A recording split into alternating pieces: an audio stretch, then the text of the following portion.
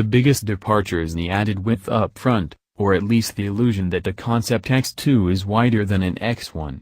The face indeed recalls those of BMW's coupes, especially the 2 Series, and goes away from the X motif of past BMW crossover models. It's subtle, but look back at an X5 or X3 and you can make out some kind of X among the front-end details.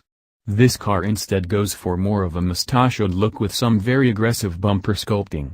There are at least Z's in the headlights to tip you off, although the partial hexagons they sit within are a minor departure from the Corona ring look of other modern, non-I, BMWs.